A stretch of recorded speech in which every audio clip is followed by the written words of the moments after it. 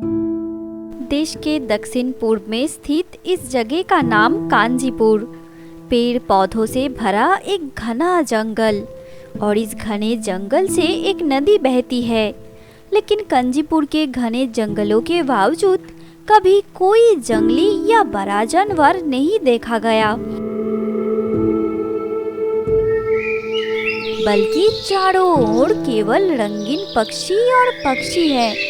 छोटे छोटे समूहों में विभिन्न प्रजाति के पक्षी आपस में खेल रहे हैं।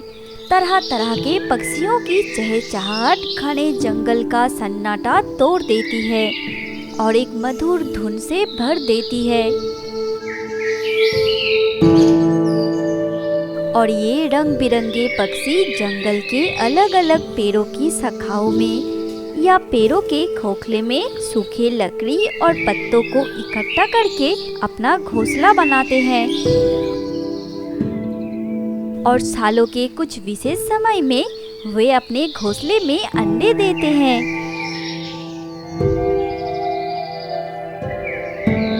इस समय सभी पक्षी अपना अधिकांश समय अंडों पर बैठी रहती, ताकि उन अंडों से जल्दी से बच्चा बाहर आ सके। फिर कुछ ही दिनों में उन अंडों से चूजे बाहर आते हैं। तब मादा पक्षियां अपने बच्चों को खाना खिलाने के लिए व्यस्त हो जाती, तो तुरंत खाने की तलाश में निकल जाती। दिन के अंत में शाम को हजारों पक्षी जंगल के ऊपर उड़ते हैं, अपने पंख फड़फड़ाते हैं। देखकर लगेगा जैसे घर लौटने से पहले सब एक साथ मिलकर खेल रहे हैं। इतने पक्षियों की आवाज से आसमान हवा भर उठता। यह आवाज दूर तक सुनी जा सकती थी। इस कांजीपुर जंगल में इतने सारे पक्षियों के लिए कई लोग तो इसे पक्षी वन भी कहते हैं। चारों ओर नीला आसमान और उस पर रुई जैसे बादलों का आना जाना, और नीचे हरियाली से भरा घना जंगल जहाँ रंग बिरंगे पक्षी रहते हैं। इस प्रकार का सुखद वातावरण लोगों को बहुत प्रिय होता है। लेकिन ज्यादातर लोग ऐसी वातावरण से अधिक एक बड़ा बंगला या फ्लैट को पसंद करते हैं। इसलिए घर या फ्लैट बनाने के लिए पेड़ों को काटने के बारे में 2 बार भी नहीं सोचते। वन उत्सव मनाते हुए पर्यावरण के प्रति जागरूक लोगों को भी पेड़ काटते देखा जाता है, वो सिर्फ पैसे के लिए या अपने किसी भी तरह के लाभ के लिए। कोई गारंटी नहीं दे सकता कि यह कांजीपुर जंगल इंसानों के हाथों से हमेशा सुरक्षित रहेगा। आखिर में ये जंगल इंसानों के हाथों से नहीं बचा। कांजीपुर जंगल जो सदियों से मौजूद है, लेकिन अब धीरे धीरे अपना अस्तित्व खोने लगा। कुछ लोगों ने जंगल का एक बड़ा हिस्सा काट दिया और उस जगह पर बड़े बड़े फ्लैट बनाकर अशुभ सभ्यताओं का विकास शुरू किया। कुछ लोग कांजीपुर के जंगल को काटकर बहुत पैसा कमाए, और कई लोगों ने इस जंगल में बने खूबसूरत बड़े बड़े फ्लैट खरीदकर अपने शौक पूरे करने लगे। लोगों के यात्रा करने के लिए चमकदार बस स्टैंड, देसी विदेशी ब्रांडों से भरे परिष्कृत shopping mall, Indian, Chinese, continental आदि भोजन और विभिन्न प्रकार के ड्रिंक्स के आधुनिक फूड जोन। इन सभी सुविधाओं के साथ एक घर या फ्लैट लेने वाले व्यक्तियों ने शायद ये कभी नहीं सोचा कि ये सब कुछ बनाने के लिए जंगल में कितने पेड़ काटे गए, और उस काटे हुए पेड़ में कितने सारे पक्षियों के घोंसले, अंडे और बच्चे थे, सब नष्ट हो गए। कांजीपुर जंगल के जितना हिस्सा सभ्यता के लिए नष्ट किया गया था, उसके अगले हिस्से के सभी पेड़ सीधे खड़े होकर जैसे आने वाले खतरे के दिन गिन रहे थे, क्योंकि सभ्यता के विस्तार में ये पेड़ भी एक दिन काटे जाएंगे। और इसलिए उन पेड़ों में रहने वाले पक्षियाँ बहुत डरे हुए रहते थे। डर के कारण अब पक्षियाँ पहले की तरह मधुर सुर में गीत नहीं गाते।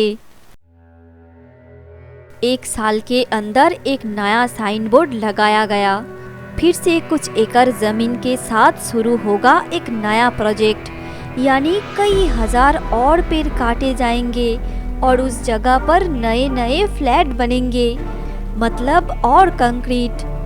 ईंट चिनाई शुरू होने से पहले ही फ्लैट बुकिंग शुरू हो चुकी है। प्रमोटर को तय समय के अंदर चमकदार फ्लैट लोगों को देना होगा, इसलिए बहुत तेज गति से काम शुरू हो गई है। प्रकृति के गोद में फ्लैट चाहने वाले प्रकृति प्रेमी लोगों को फ्लैट देने के लिए उसी प्रकृति को नष्ट करना होगा, इसलिए छोटे बड़े सभी ताजे पेड़ों को अंधाधुंध होकर काटने लगे।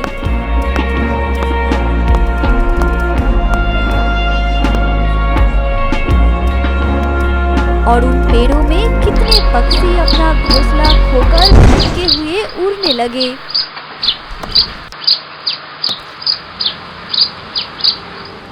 फिर काटे गए पेड़ों को लॉरी द्वारा एक कारखाने में ले जाया जाता है, ताकि इन लकड़ियों से दरवाज़ा, खिड़की, चेयर, टेबल आदि और भी तरह तरह के फर्नीचर बनाए जा सकें। अचानक लॉरी में लदी लकड़ी से 2 चूजों के चहकने की आवाज़ आ रही थी। असल में एक कटे हुए पेड़ की शाखा में एक चिड़िया का घोंसला रह गया था और उस घोंसले में 2 चूजे थे। अपने माँ से दूर होकर दोनों बच्चे डर के मारे जोर जोर से पुकार रही थी, लेकिन इंसानों के मशीन राक्षस की राक्षसी आवाज़ में 2 बच्चे पक्षियों की आवाज़ कोई नहीं सुन सका। फिर धीरे धीरे उन पक्षियों की आवाज़ बहुत दूर जाने लगी, बहुत दूर।